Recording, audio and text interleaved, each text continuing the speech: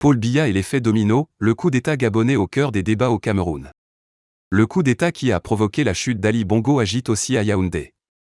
Les opposants à Paul Biya estiment qu'il pourrait subir le même sort que son voisin, tandis que ses partisans l'affirment, le Cameroun n'est pas le Gabon. Au lendemain du coup d'État qui a précipité la chute du président gabonais, Ali Bongo Ondimba, le 30 août, un communiqué signé du porte-parole du gouvernement, René Emmanuel Sadi, a condamné une prise de pouvoir anticonstitutionnelle et a appelé au rétablissement rapide de l'ordre constitutionnel. Emboîtant le pas au ministre de la Communication, les militants du Rassemblement démocratique du peuple camerounais, RDPC, au pouvoir, ont dénoncé un déni de la démocratie. Mais dans les rangs de l'opposition, on alerte plutôt sur les dangers du gouvernement perpétuel, lequel pourrait déboucher, selon elle, sur le scénario gabonais.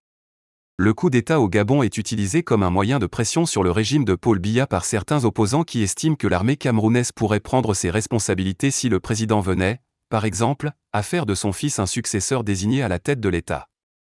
Mais la riposte ne s'est pas fait attendre et des militants du RDPC ont été envoyés sur les plateaux de télé et de radio pour défendre à corps et à cri leur parti. À qui le tour ? Ils ont vertement pris pour cible le mouvement pour la renaissance du Cameroun, MRC, de Maurice Kamto lequel, selon eux, serait aussi menacé s'il arrivait au pouvoir, si le MRC gagne l'élection présidentielle en 2025. L'armée peut faire un coup d'État contre Kamto parce que le MRC insulte l'armée tous les jours, a déclaré Patrick Riffoé, militant du RDPC, sur le plateau d'Equinox Télévision.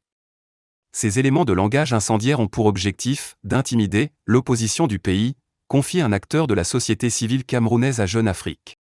Le scénario gabonais est-il reproductible au Cameroun ? Des opposants au régime répondent par l'affirmative. Si le mouvement pour la renaissance du Cameroun, MRC, qui s'est toujours opposé à toute prise de pouvoir anticonstitutionnelle, n'a pas officiellement réagi à l'actualité gabonaise, des militants ont pris la parole. Les mêmes ingrédients sont réunis dans toute l'Afrique centrale. La question, c'est « à qui le tour ?» s'est interrogé Joseph-Emmanuel Ateba, militant du parti de Maurice Kamto. Le Parti camerounais pour la réconciliation nationale, PCRN, se dit attaché aux valeurs démocratiques et a condamné le coup d'État. Son leader, Cabral Libye, a toutefois adressé ses vœux de succès à Brice Clotaire Oligui Nguema, le nouveau chef de l'État gabonais, tout en invitant Paul Biya à revoir sa copie en matière de démocratie et d'expression des libertés collectives et individuelles. Le Cameroun n'est pas le Gabon.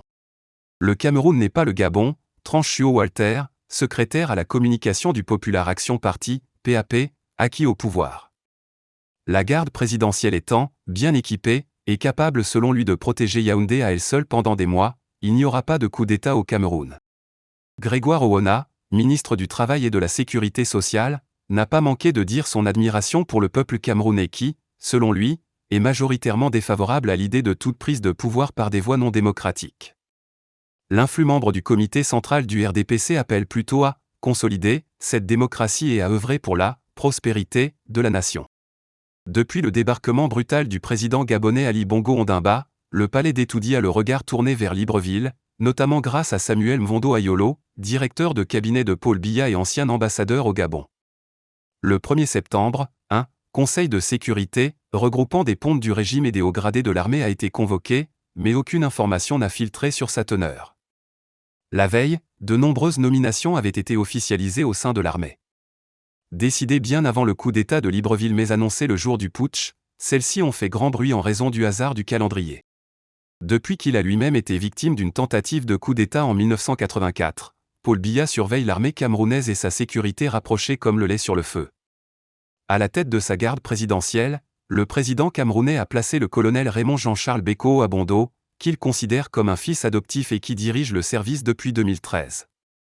Un deuxième niveau de garde rapproché entoure toutefois le chef de l'État, la direction de la sécurité présidentielle, dirigée par Ivo de Sancio Yenwo, un de ses fidèles. Pour le Sphinx d'Etoudi, 2 précautions valent toujours mieux qu'une.